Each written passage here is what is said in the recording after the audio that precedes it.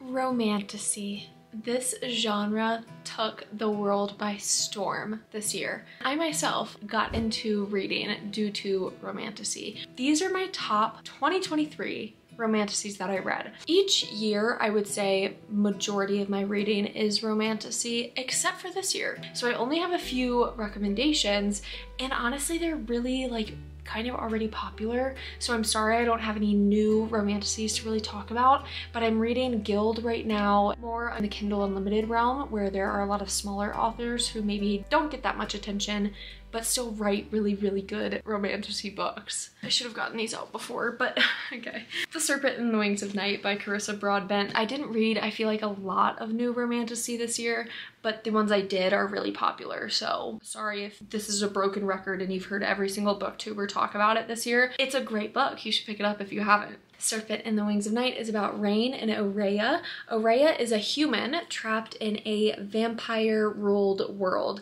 Her father happens to be, well, her, I would say like adoptive father, happens to be the king of all vampires, and she lives with them. So she has been surrounded by vampires her whole life. And being a human, it's a pretty dangerous life to be trapped in a castle full of vampires, full of beings who want to eat you. Aurea ends up entering this like Hunger Games-ish style trial, and whoever wins gets granted one wish from the goddess who like kind of runs this competition. She ends up teaming up with Rain. It is a slow burn, so you are kind of waiting throughout the book for the spice to hit, but if you're into the plot and the history of the world and the characters, I could do without the spice in this book. Like, it was just a genuinely really good book, and the spice just added to the book. I don't think the spice overtook the book. But the tension, you know, if you're in it only for the spice, the tension is just as good. There is this life or death tension, but then also like a sexual tension. So she's like, will this guy Rain kill me? Because we're competing against each other, but he's really hot. Some tropes: enemies to lovers, slow burn, mysterious father figure, and I only say that, I don't even think that's a trope, but I really like this one. There is this kind of like mysterious aspect to her father that you're just like, what are you? I would give the spice level on this a 3. Really think that it's plot heavy and character heavy. For me to like romantasy, the characters have to be the main part. Like, the plot, yes, of course we want a good plot, but the characters, I have to really like them to really get into it. To get into some quotes that I want to mention and talk about, because I love quotes from books, I'm gonna read it from my phone. I've lived through some injustices in the last couple of centuries, seen some fucking travesties, but one of the biggest, Aurea, is that anyone taught you that you should become anything other than exactly what you are. Come on. He did not fear my darkness, nor pity my compassion, and the truth was, the idea of dying without knowing him completely was torturous. This blew up, I would say, at the beginning of the year, this year, and if you haven't read it yet, you're missing out, so go ahead and pick it up. The next book, it's another popular one, so I'm sorry if you've heard everyone talk about it. Powerless by Lauren Roberts.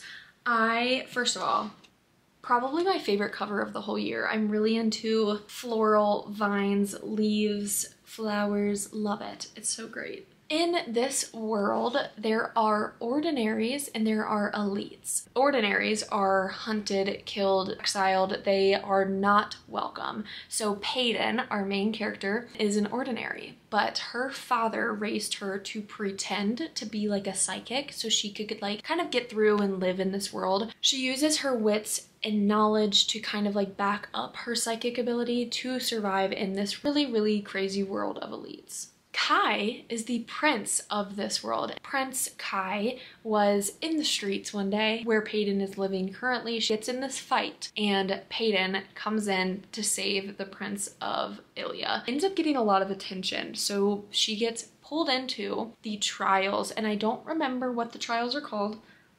The purging trials, that's what they're called. She gets pulled into this competition. Kai ends up going into this purging trial as well, and you're kind of watching them like build this small little relationship throughout time. Hunger Games 2.0 happens, and some shit goes down at the end of this book. Some tropes: we've got slow burn, rivals to lovers. There's like the nightmare trope, lots of nightmares going on in here. There's a really smart female main character. Who did this to you? Forced proximity. The spice?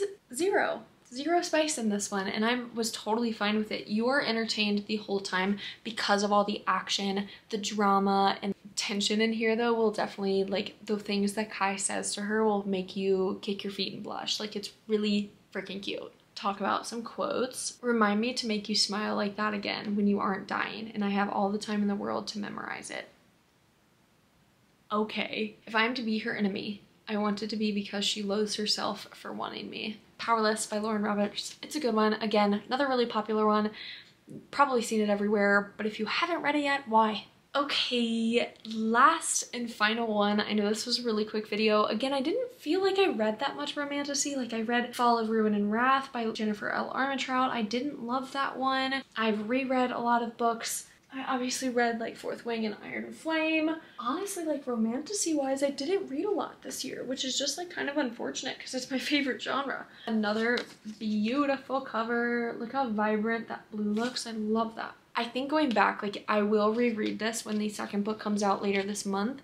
While the universe of this book wasn't really my favorite, it didn't feel really fleshed out, the characters were freaking cute. They were good. The setting, I would say, is World War II-ish. There is a war going on between gods and goddesses. The people in this world are kind of pulled to the front lines of this war to kind of defend one side versus the other. We have Iris and Roman who work at this gazette. Iris finds out some information that possibly her brother has disappeared from the front lines. No one can find her brother. Her brother hasn't written back in a while. Where's her brother? She's really concerned. So she takes it upon herself to go into this war, to be like a journalist in this war and take notes on it and publish it through this gazette that she works for. Roman ends up following her to the front lines. They are workplace rivals. They do not really like each other, but you can always, again, with the enemies to lovers thing, you can always tell that they like each other. You know, like, Roman dislikes her, lots of air quotes, because he doesn't, and you can tell that from the beginning. There's kind of this flirty tension in a way, but they say that they're workplace rivals. There is a magic typewriter involved, and I don't want to get too far into it. Like, there are elements of magic in this, but very minimal. And again, the world was a little confusing and a little washed out. Like, I wanted more of the world, and I hope that in book 2 it's a little more detailed and it's a little bit better explained. Not my favorite like plot in the world, but I really do like Roman and Iris. Some tropes: workplace rivals, enemies to lovers, but like, again, I like true enemies to lovers. This one's not a true enemies to lovers. They just work in the same area and they're both going for the same promotion, kind of enemies, you know? Mutual pining. Actually, I would say just pining. I don't know if it's mutual. I can't remember. I think it is just like pining. There's really not a lot of spice in here whatsoever. I would give it like a 1 on the spice. And I wouldn't say there's a lot of tension. I feel like there's always tension in these kinds of books. There's really not. It's a lot more of the love letters that's really sappy, sweet, and cute that I really liked. But the tension, a lot of pining, but I think that's different than tension. And tension is when it's like they're angry at each other, but they're flirting really hard. You know, that's not how this one goes. They're really stinking cute. Fire quotes, like really good quotes. Rebecca Ross knows how to tug on some heartstrings. It takes courage to let down your armor, to welcome people to see you as you are. Sometimes I feel the same as you. I can't risk having people behold me as I truly am, but there's also a small voice in the back of my mind, a voice that tells me you will miss so much by being so guarded. The next quote: I don't think you realize how strong you are, because sometimes strength isn't swords and steel and fire, as we are so often made to believe. Sometimes it's found in the quiet, gentle places. I really want to expand on that quote because I do feel like, kind of like I said, this isn't the gory, quick-witted female main character that we're used to seeing.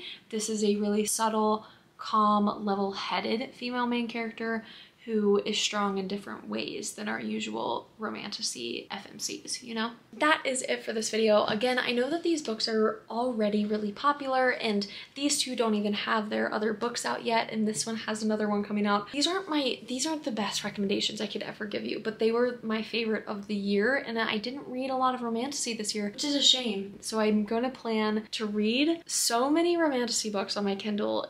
It's not even funny. I have like 10 saved already that I plan to start in the next few weeks. I do want to finish up my Throne of Glass reread, and I think that'll be a big help. Some popular ones, but also some really good ones. They're popular for a reason, so go pick them up. My Fireheart embroidery shop is linked down below. All of my social media is linked down below. Comment a Romantasy book that I should maybe add to my TBR because I need more of them next year. I will see you guys in the next video.